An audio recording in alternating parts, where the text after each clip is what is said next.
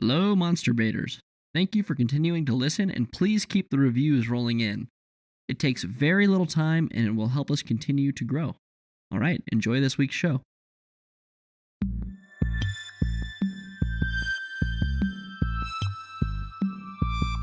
Welcome to Monster Porn, Weird Fiction and Horror Podcast. The podcast that goes bump in the night. And if I've remembered to take my horny goatweed supplement, maybe twice.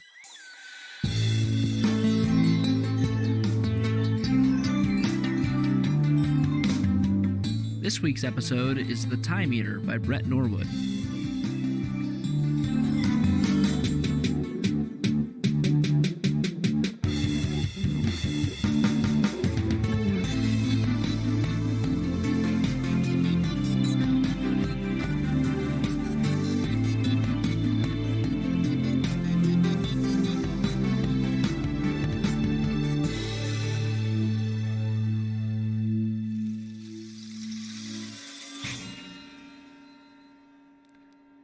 Matt, do you ever feel like it's all hopeless?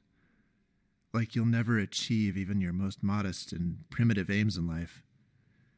Like, despite all of your knowledge of occult tomes and despite all of your daily sacrifices to gods with lots of velar consonants in their names, you'll never succeed in piercing the veil of reality and entering the apotheosis of godhood.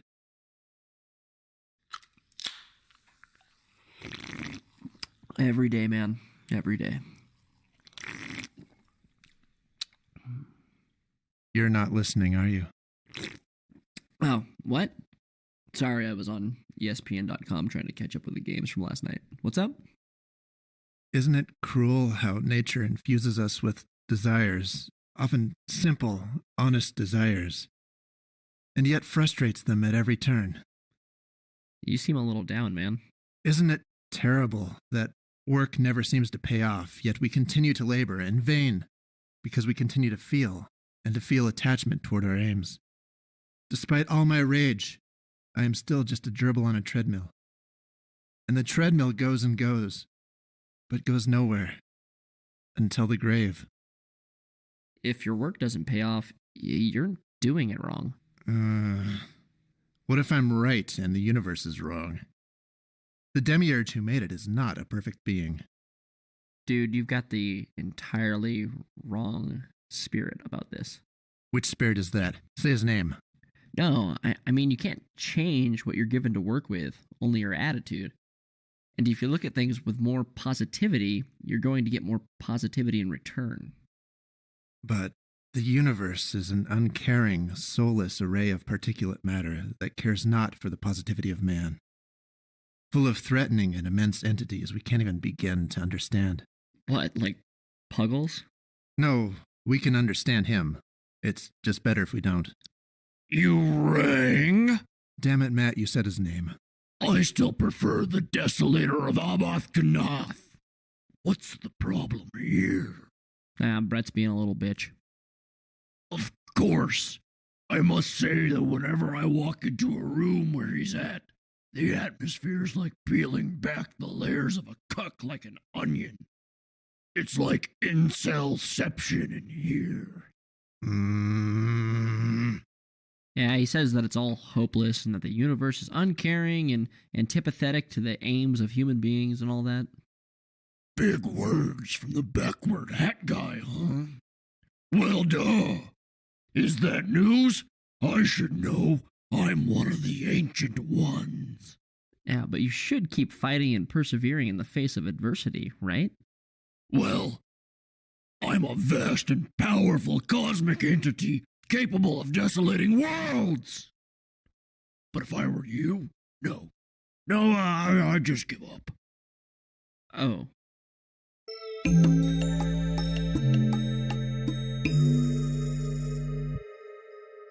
On a Tuesday afternoon, while the rest of the world works, a man is moving into his new apartment, bearing a drafting table in his arms like an oversized baby, and trying to get away with not taking off the reference drawings he has taped with painter's tape to the surface for the sake of transporting it. Now these pictures flap in the light breeze as he hops up the steps. The Copic markers, which he also decided not to remove, stick out of a foam insert, like quills off the back of a rainbow porcupine. He is torn between thinking about the new era in his life and the new possibilities portended by this new place, and the pangs of nostalgia that always come up on seeing one's old apartment denuded of the trappings of his life there. He perceived now that if he was carrying his drafting table in, it was real. His life was no longer there but here. Because this, his drafting table, was his heart. He was, accordingly, not perfectly comfortable bearing this heart, with its flapping drawings of oddities and cartoon animals, publicly through the street under daylight. It felt a little like crossing the street in one's embarrassingly unfashionable boxers. Were his new neighbors examining him even now from the dark, shade-drawn windows of their high apartments, and seeing this, and passing judgment on the man-child cartoonist? As he, Lawton Wild, raised his bushy head going up the creaking steps, he saw in horror that the door was being held, and worse, by a young woman, for whose approval he was not prepared to defend the contents of his drawing board. She smiled quickly and looked down, seemingly uninterested in the load he bore. Later, Lawton would realize that she was an anachronism. It had been a decade by now since he had seen a college-aged girl who gave a legitimate goth or emo vibe. She was small and very slight, almost ghostly, dressed largely in black save for a gray and magenta striped top. But her most notable feature was the long hair dyed red-orange. "Oh, thank you," Lawton said, seeing her. She worked herself aside to allow the desk to pass her, and only glanced at him once more before resting her eyes back on the floor. Setting down the table in front of his door, he had the fortune of getting a unit on the first floor. He turned slowly, giving himself a pep talk to introduce himself, but she was already gone. So he unlocked his whiny door and lugged in his load, knocking his heart against every jamb and corner as he crossed the flat to set the drafting table by the front window, in the flood of the morning sun. He set the legs right and stood back to look over the reference drawings taped to the surface, to judge for himself the impression of his life this colorful array of eccentricity would give to a stranger. What caught his eye was the Calvin and Hobbes strip he had taped to the top of the drafting table as a totem of his inspiration. It was one of the Sunday strips where Calvin and Hobbes are riding down a hill in the woods in his red wagon, and waxing philosophical, as meanwhile they attain comically dangerous velocity, catch air, and risk diving off a mortal cliff. The strip was there because, in addition to representing the level of visual artistry for which he strove, it stood for everything about Lawton's realization of his destiny. It's like you're in a little red wagon, he'd thought. A kid riding down the hill powered by gravity. Before long, the ride's over, either because you hit the bottom or you wrecked halfway. And you can't turn around once you're moving, and you can't slow down. It just speeds up until you attain max velocity. And then, bam, you meet flat ground and grind to a halt. All you can do is make it a fulfilling ride, I guess. Because you can meet the end either in disappointment or in thinking, God damn it, that was a great ride. I feel like there are a lot of people out there who never have a sense of what they want to do with their ride, he thought to himself. I had that a bit. I think that all people, especially young people, do. But actually, that's not the case for me anymore. And it feels great to not have that problem anymore. It took the first 30-ish years of my life to recognize what was obvious right in front of me, to view the thing that I had been doing since elementary school simply by nature as something legitimate. I had a destiny. It was drawing cartoon animals as a grown-ass man. Lawton's focus diffused from the Calvin and Hobbes strip to cover the rest of the board, and that's when he noticed the empty space in the upper left-hand corner that should not have been empty. He rushed past the desk to look out the window with his nose practically pressed up against the glass. But the escaped paper was not in the street that he could see. He was about to rush outside to search when there came a knock at the door. The squealing old door revealed the same young woman. Sheepishly, she clutched the errant drawing, the master character model for Lawton's lead cartoon character, a milk cow laying out in a pin-up girl pose with udders for days, and if this was not enough, squid-like tentacles in place of hind legs. Hi, the woman said. Hi, Lawton returned. I think you lost this, she said. Lawton took it from her and held it in front of him such that the art was facing away from her. Thank you very much, he said. Are you, my new neighbor? I'm Lawton. I'm Rory, she said. Good to meet you. It was painfully clear that she was afraid to meet his eyes. Oh, God, Lawton thought. She thinks I'm so weird now she doesn't even want to look at me. Good to meet you, Rory, he said. Yeah, she said, and she started to turn to leave. Oh, man, he thought. She can't wait to get away from my door. As Rory put her foot on the stairs, Lawton said after her, Thanks again. Rory looked back and said, By the way, I think your drawing is really cool. Lawton shut the door and leaned up against it, smiling. After about a minute, he remembered that his car was still full of his belongings that needed to come in. And after that, he still had half an apartment full of stuff to move before the end of the day. Lawton got moved in that week, and several days later, it came time to do laundry. On his first trip down to the basement laundry room, he passed a door at the bottom of the stairs numbered 0. Is there really an apartment in the basement? He wondered. It looks sketchy as hell. Well, the meth dealers need their place in every neighborhood, he thought. Near the door, he could hear 2 men talking within and video game sound effects. Ah, perfect for a couple college stoners, he thought. And he continued on to the washing machines. He saw that one of the machines was spinning. Women's clothes. Oh, please be Rory, he thought, hoping for the chance to talk to her again.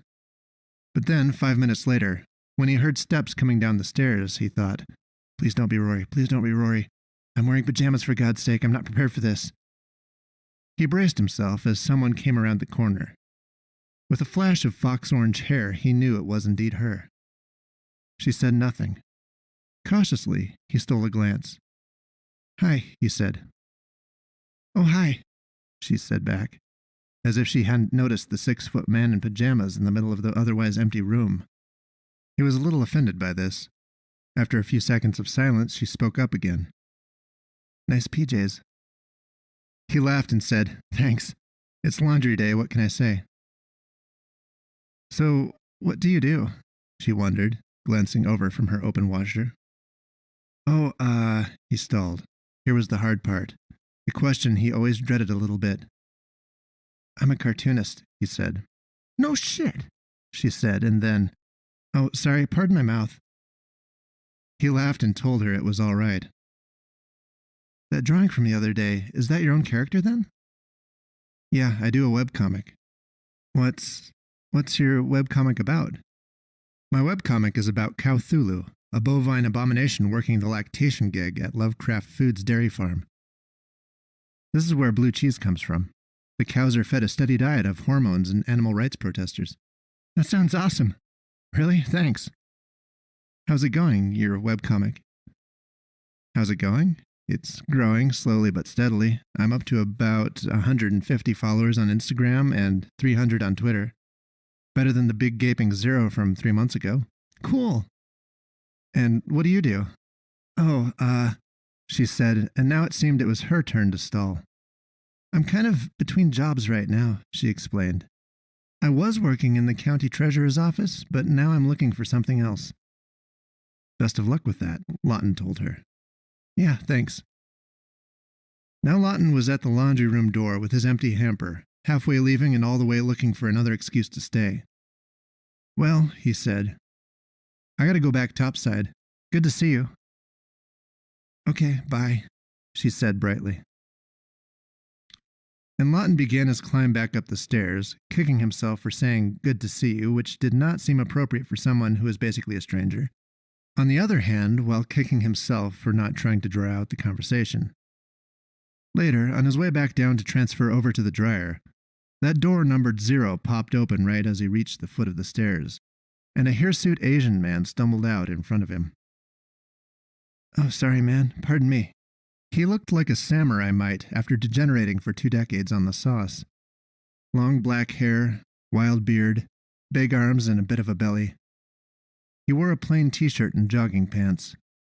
What day is it? He said gruffly. Tuesday? No, like, which Tuesday? The 5th, Lawton answered. When he received a stare, he added, of September. The man locked his door and prepared to pass Lawton, but he stopped and said, Say, you're the new Unit 1, aren't you? You got it, Lawton said, and he introduced himself. Steve, said the debauched Yojimbo. You, go to the college, man? No, I, haven't been in college for a decade now. Oh, my mistake, bro. You don't look that old. I know. The baby face. You do, then? Yeah, dude.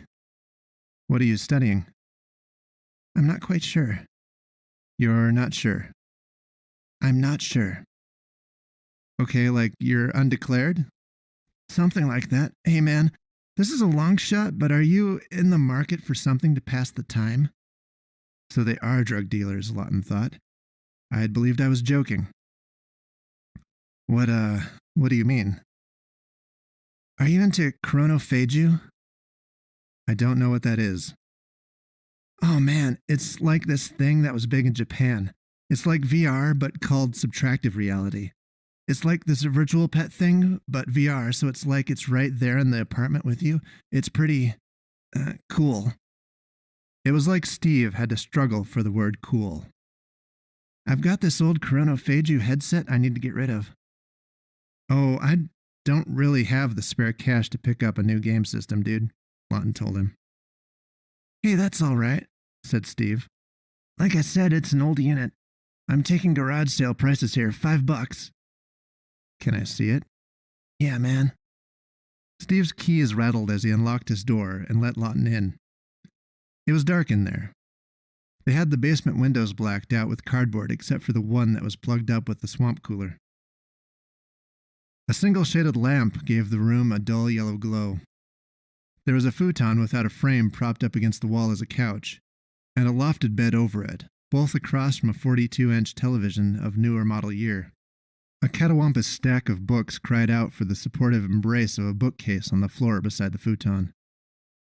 Steve picked up a thing from beside the books. It looked like pieces of an ancient Super Nintendo tethered together on a nylon belt.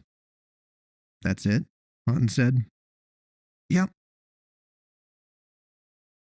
And why is it you're selling it again? Oh. He glanced around the room like he was looking for something. You know, just got stale.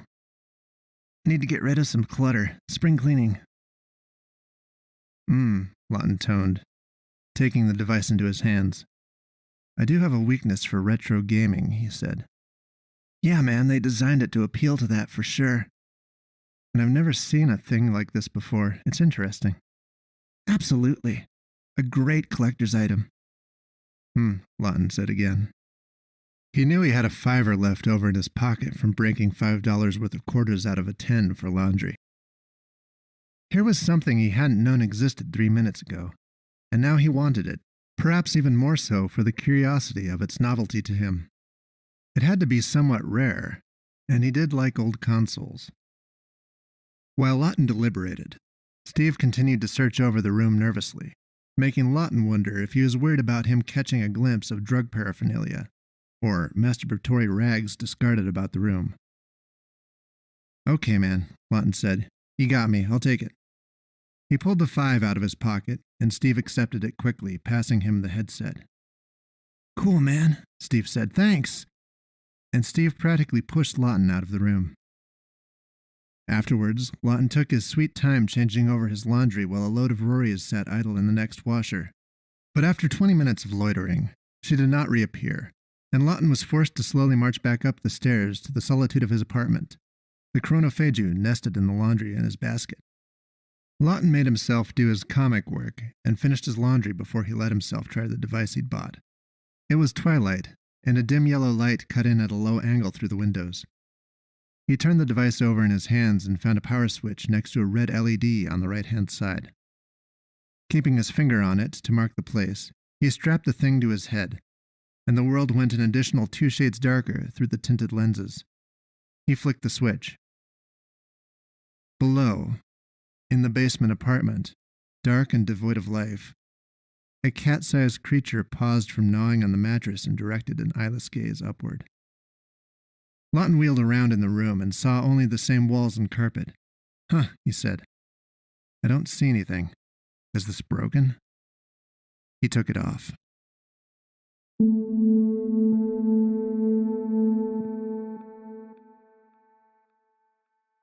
For the next several days, Lawton brainstormed every excuse to run into Rory again, but came up with nothing brilliant.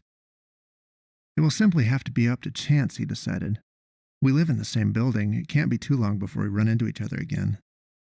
Still, if only he could summon one good, non-stupid reason to go knock on her door. Lawton was preparing to go out for a walk one evening. He put on his sneakers, put his hand on the door handle, and hesitated briefly before throwing it open. And to his shock, Rory was standing there facing him like a doe in the headlights. Oh, hi, she said quickly. Good evening, he stuttered. You startled me. He laughed. Were you about to knock or something? Her face had gone quickly red, to a more purple shade than her hair, and which clashed with it. Lawton felt his face getting warm too, and his pulse was sprinting out of control. Oh, yeah, I was just wondering if you'd like a cookie. As like, a housewarming sort of thing, because, I made a pan and I just thought you might like one. What kind of cookie? She had, he now noticed, a plate of cookies she was holding in front of her. Peanut butter cookies, they looked like. Peanut butter, she told him. I'm allergic, he answered. Oh, God, don't even look at them, she cried and put her body between him and the plate. I'm really sorry, he said. They look great, but they would literally kill me 4 times over with that whole plate. Oh, so sorry, she said. It's totally fine, he assured her. Hey, look, I was just about to step outside for some air. Any chance you'd like to join me? Definitely, she said. Oh, great. How about you ditch the death biscuits and meet me on the steps? You're funny. That sounds good.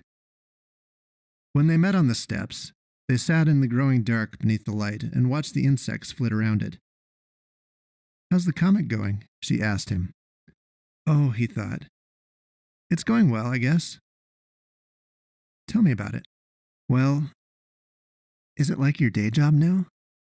I'm working on that, yeah. I can't say it's making much money now, but I hope to. I've got to give it a shot, is what I realized, because it's what I'm made to do, I think, so I'm giving it a shot. How do you make money from a webcomic? Oh, well, there's Patreon, and there's ads, and there's merchandising. I plan to do all 3. I've got the Patreon going now, and I'm working on t-shirts. That's so cool. Can I get a t-shirt? That will be $25. But the shipping will be light because you just live upstairs. She laughed, and then a moment of silence passed before Lawton asked her, So what do you want to be when you grow up? Still alive? Because I don't know how I even am some days. Sigh, I don't know. I guess that's the problem. I've been there. I've drawn my whole life, but it was only the last 6 months that I realized I had to give what I'm doing now a serious go. Before that, I had no idea. I thought maybe a teacher, but then I studied sociology instead, and from there, naturally, I went into landscaping, followed by a store clerk. And I don't know. I can fail at this, of course. There's a good chance of that, honestly. And then I don't know what, but it's worth everything to me to see if I can pull this off. That's what I realized. Because, life is short. That's what they say anyway. Though sometimes it seems maybe too long. But I'm 32 now. I've already wasted too much time. If I had this level of determination and focus and experience when I was 20. But who does? I sure don't. Are you 20? 24. Ah, you'll find it. What do you like? She thought. Cookies, she said and laughed. Baker? He suggested. Nah, she answered. Goth fashion model?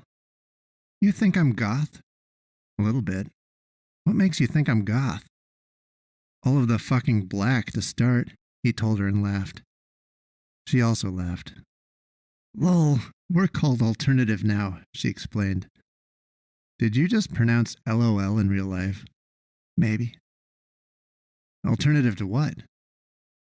Normal, I guess.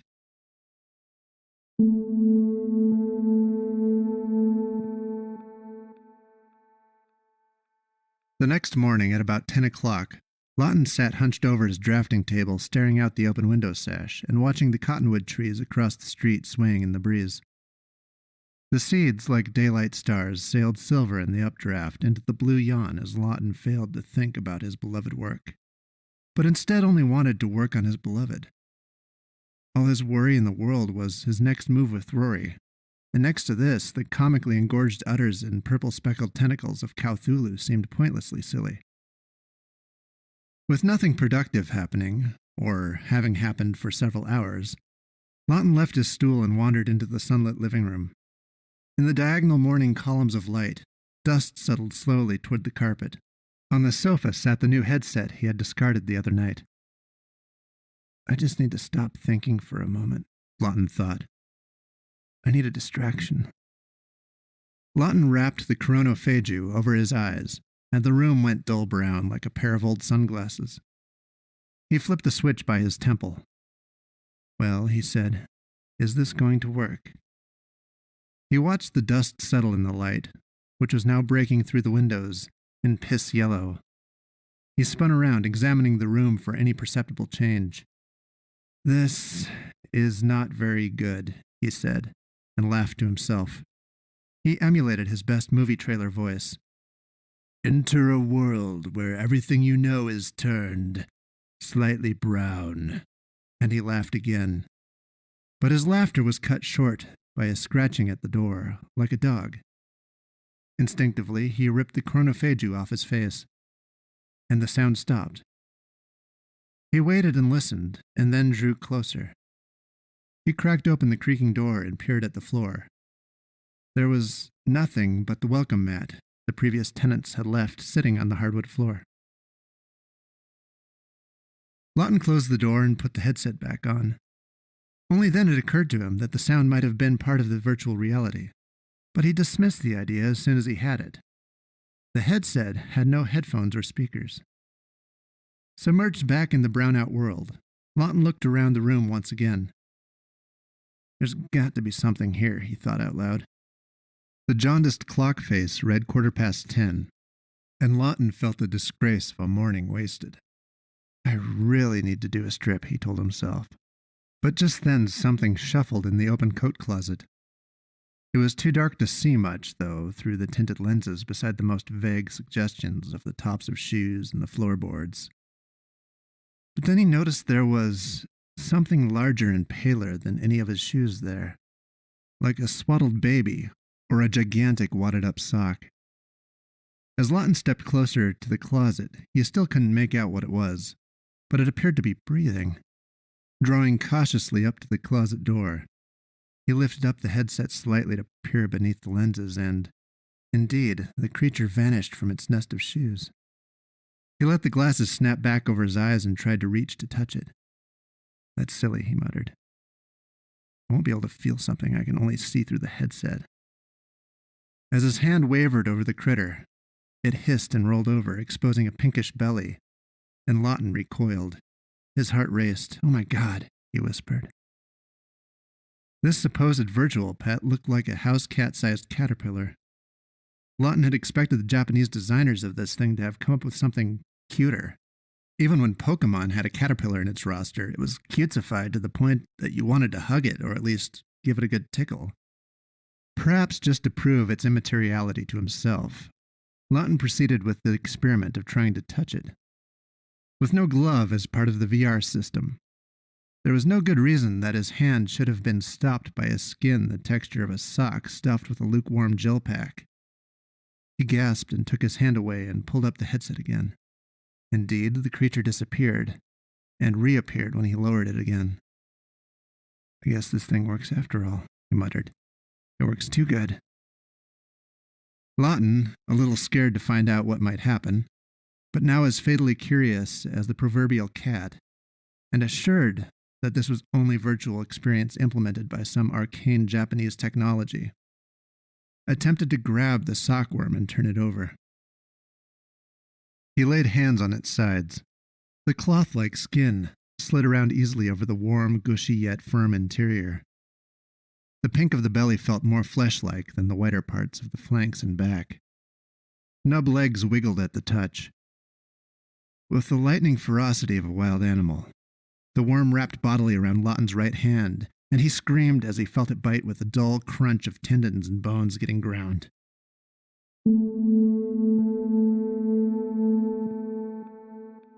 Lawton lay on the carpet, on his back. His hand throbbed and he felt headachy. The headset had slipped partway off, enough to feed his eyes only the natural light. The clock, hung high on the wall above his toes, read 10:52. Lawton bolted upright, ripped off the headset, and rubbed his forehead before examining his right hand. It hurt badly for there being no visible wound, a dull ache as from a largely blunt pressure, but here and there it felt as if the skin had been broken where it stung with the pain of salty sweat. At least as perplexing was the missing time. He hadn't felt like he had blacked out, much less slept. It was like a jump cut in a movie. With no change in the audience's consciousness, suddenly he, the audience of this metaphor, was in the future, something like 15 minutes having elapsed, without any consciousness of it. Compulsively, and despite all reason, he went to the bathroom and washed his hand thoroughly. After muttering about how impossible this pain was, he looked into the mirror, into his own eyes, and said aloud, "That was the shittiest game ever." Then he looked over his hand again, feeling it with his other, and stated, "Fuck." Lawton made himself draw after lunch, and then through the late afternoon and evening he worked social media, and he went to bed feeling that his day had had a high net productivity despite his morning. But Lawton felt uneasy through the night, tossing constantly through short fits of sleep. His right hand throbbed without regard to its much-checked integrity. His head hurt, and he slid in and out of torturous phantasms not unlike fever dreams. When the red strokes of the alarm clock read 4 a.m., Lawton groggily rent his head from the pillow. A lump in the comforter denied identification. He tried to sit up. As he thrashed in the comforter, the lump skipped towards his calf, and he felt the stinging bite of the creature from the chronophagu. Lawton woke up late. The room was bright. He wondered why his calf was sore until he remembered the dream, and then he feared it wasn't a dream. He threw off the covers and pulled up his pajama leg and found nothing wrong. His leg looked fine. He stumbled out from the bedroom into the glare of the front room windows. He saw that it was already 10 o'clock. Then he doubled back to the bathroom, splashed his face, and took a tinkle. He pulled on regular clothes and went to pour a bowl of cereal. As he stood in the kitchen, holding his head as he stared at the fridge, he had a clear line of sight across the apartment to the front door. Something caught his eye, the light changing in the crack beneath it. The shadows resolved into the suggestion of 2 feet separated by daylight. He closed the fridge and listened. After nearly 30 seconds of hesitation by his door, the feet turned and undertook their way back up the creaking stairs. "Rory," Lawton mumbled, and he rushed toward the door. "I'll pretend I didn't know she was there and I'm just stepping outside," he thought, as he approached the door. With this in mind, Lawton deliberately looked the opposite direction, out the front of the apartment building, first when he opened his door. And only then did he look up the stairs and find Rory looking down at him from the landing. "Oh, hi, Rory," he said. "Hi, Lawton," she said back, and took a step down toward him. "I was just stepping out," he said, and he inwardly cringed at himself. "Oh," she said, hesitant. "Without your shoes on?" "Oh, I was just going out the front for some sun and air." He thumbed at the door. "I like my bare feet on the ground sometimes. How have you been?" "Good," she said, nodding. "I'm well. How about you?" She took another step down the stairs. How How was your weekend? Lawton couldn't figure out why she sounded so cautious, or why she was asking about his weekend. Oh, well, that was a while ago now, but it was nothing special. Did you go somewhere? Huh? No. I was just here, Lawton said, smiling naively and pointing his thumb back into his open door. Now Rory said, "Oh," with a definite tone of disappointment, and Lawton was genuinely confused. "Well," he said, "there's a brand new weekend coming tomorrow, so—" "What do you mean?" Rory said. "It's Friday, isn't it?" Rory stared. "Monday." Lawton laughed. "Nah, yesterday was Thursday. Probably easy to lose track when you're living the good old in-between-jobs life, though, right?" Rory crossed her arms. Lawton winced. At least that was how it was for me."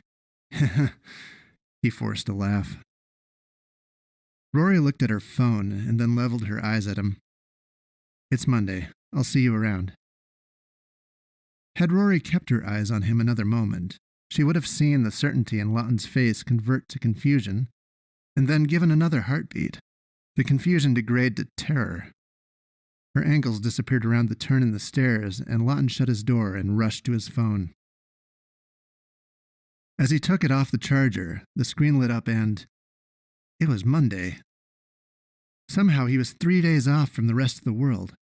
His mind tossed back and forth, unsure which was worse, that he could not explain this fact other than by postulating that he had actually slept for 3 days straight, or that he had just turned Rory away by refusing to believe her and chalking it up to her error. Then, as he stared at the cracking paint of his old apartment's wall, he remembered the much shorter blackout he'd had the previous day. No, 4 days ago now, when he had the chronophagu headset on. Lawton ran to the futon and picked up the headset. Placing it on his head and flipping the switch, he gazed at his hand and saw the horrible gash and the bruising where the thing had bitten him, purple and swollen and streaked with blood. "Oh no," he muttered. And he turned his attention to his calf, where he found deep black teeth marks from which blood, now dried to a dull purple, had run in streams. He was shaking. He limped to the back and, on the way to the bathroom, he noticed that his bed, still thrown open to reveal the bed sheets, was absolutely painted with blackening blood. "No, no, no," he muttered, and he turned into the bathroom.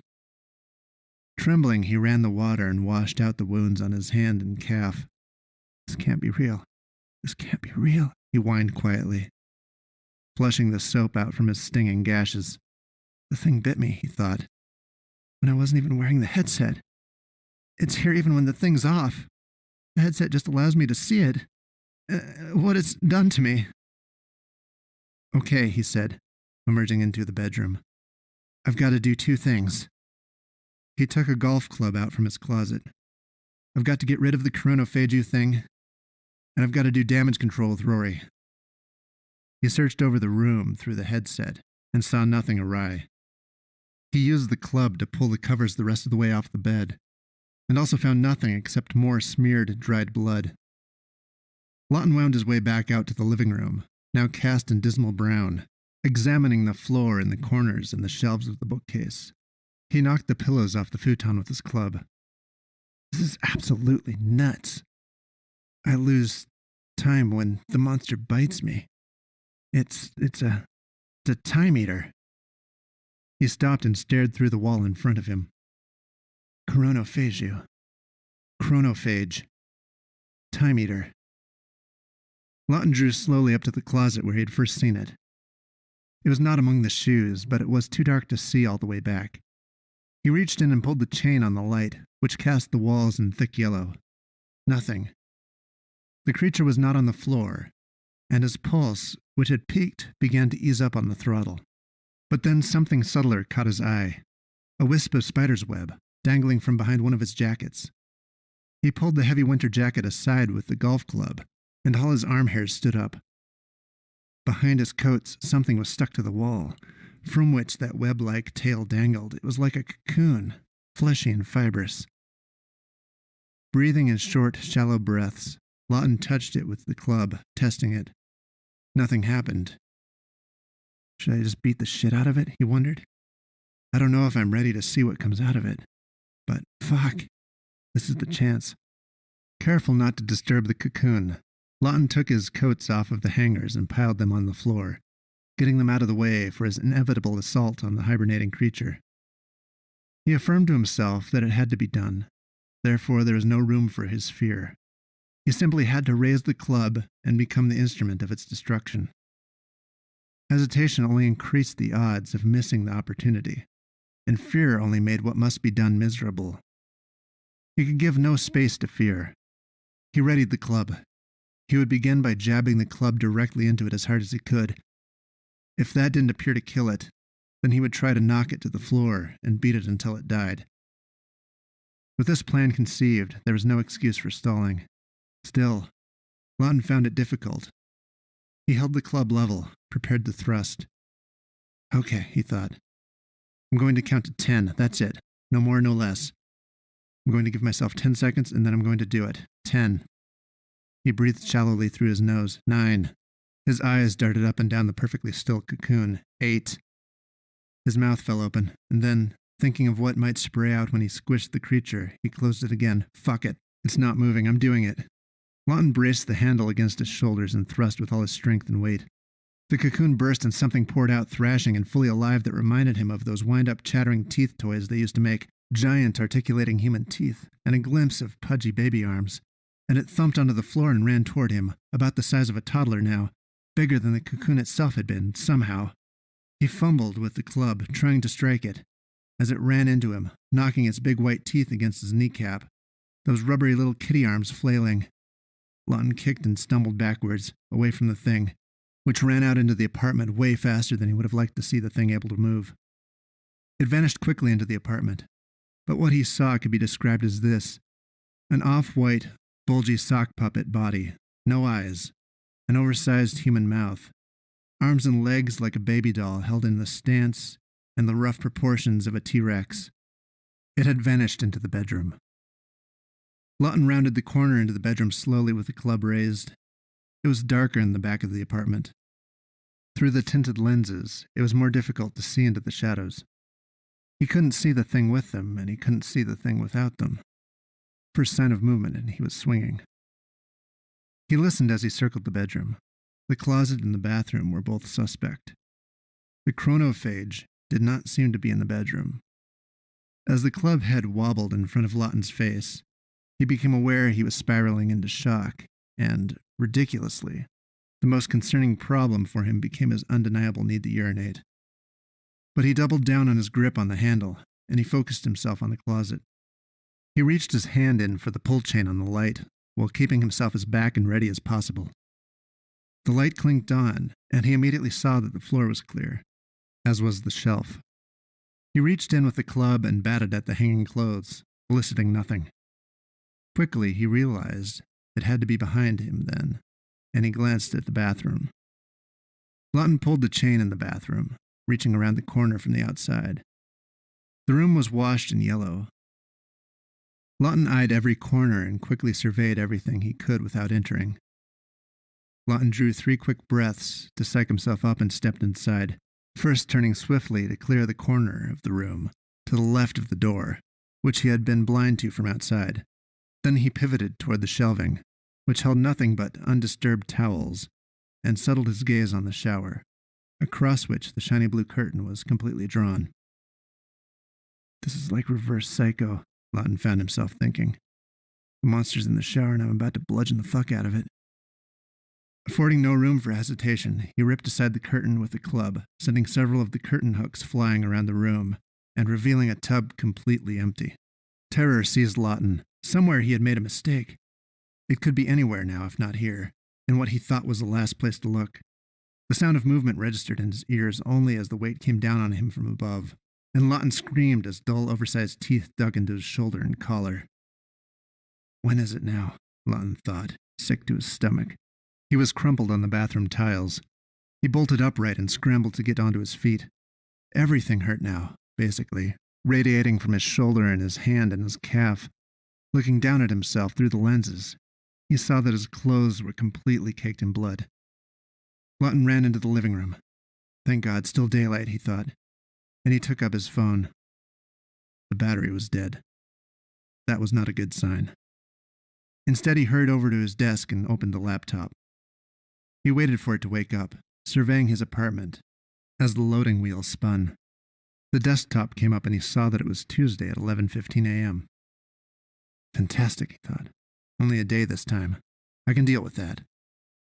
He clicked on the clock to bring up the calendar. Fuck, he swore. It was Tuesday 4 weeks later. Jesus Christ, he spat. Jesus fucking Christ. And he paced the living room with his club. I just need to get out of here. This is going to keep happening as long as I keep failing to kill it. What happens if I leave? Does it stay with the headset? What happens if I get rid of the headset? No, it bit me that once while I wasn't even wearing it. I need the headset to be able to see it. He groaned. I've got to kill it. That's the surest idea I've got. Then I'll know I'm free. Fuck, he thought. He went to the kitchen and got out his largest knife. With this and the club, he began limping through the house with desperate determination. In the bedroom, the chronophage tackled him, and he drove the knife at the chronophage as he stumbled. And as he fell, the headset flew from his head.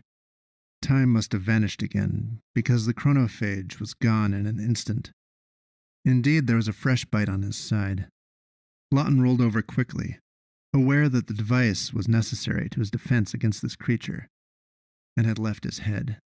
It was broken on the floor. The old brittle gray plastic had shattered in several places. No, Lawton pleaded. No. He picked up the pieces and found that the lenses were simply a pair of dated drugstore sunglasses, which had been encased in a blocky plastic container. The only electronics were a battery wired to a switch and an LED to create the appearance of a power button and indicator light. Lawton fumbled with the sunglasses and put them on.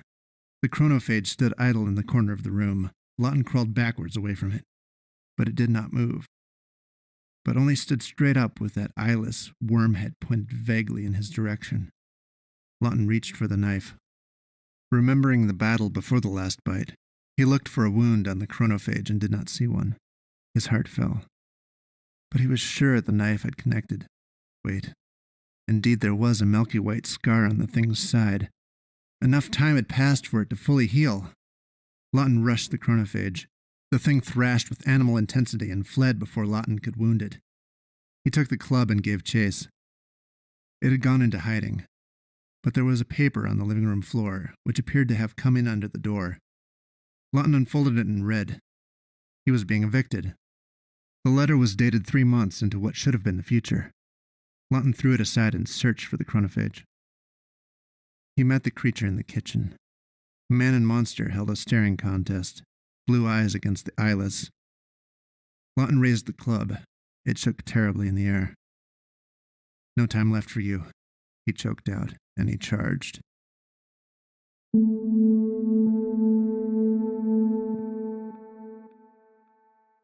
Pair of vintage sunglasses, he said, not making eye contact. $1. He held up the pair, and the couple hardly looked. It was winter, in some year or other, and he sat beside the gas station. They never looked. He couldn't give away the glasses to save his life, literally. He thought that making them $1 might give them some sense of value, but it still wasn't working. Lawton understood now why the things had been disguised as a video game console. The value perception. Otherwise, no one could ever get rid of the thing. When the woman stopped, Lawton brought himself to raise his eyes. He recognized the red hair and the narrow, pale face. Rory looked down at him in wonder, in clear disbelief that this could be the same man she once met. Though her mouth hung open, no word escaped. And the man who was with her tugged her hand. Lawton quickly retracted the glasses and tucked them into his pocket. The man tugged again and said something, and they left, oblivious, of course, to the white mass hulking by the dumpster, snorting the air like a bull, shaped like a bison, grinning with palm-sized human teeth.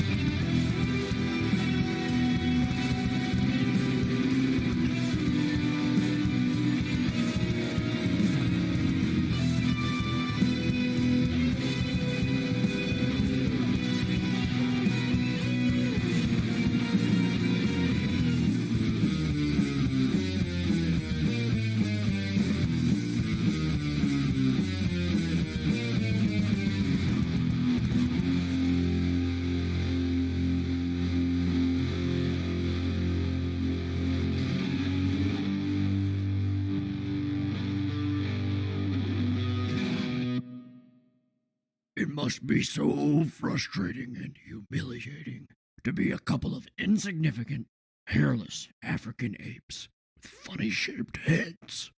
It must be so embarrassing to be an adorable teacup piggy. I may appear to inhabit the body of an adorable teacup piggy, but I identify as the Chaos Bringer. Sometimes I almost lower myself to feeling sadness for the sake of you two. I mean, a couple of nobody struggling riders, unknown and uncared about beyond your immediate families, and a handful of friends, and confined to those doofy human physical forms. Oh, sorry, I forgot some of you don't have family or friends. Boy, yeah, I'd just roll over and die if I were. You punted him to the next block.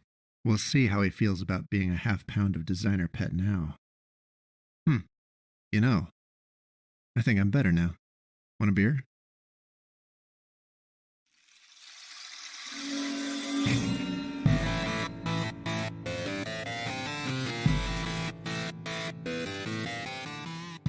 Monster Porn Podcast is a production of Warped Box Media.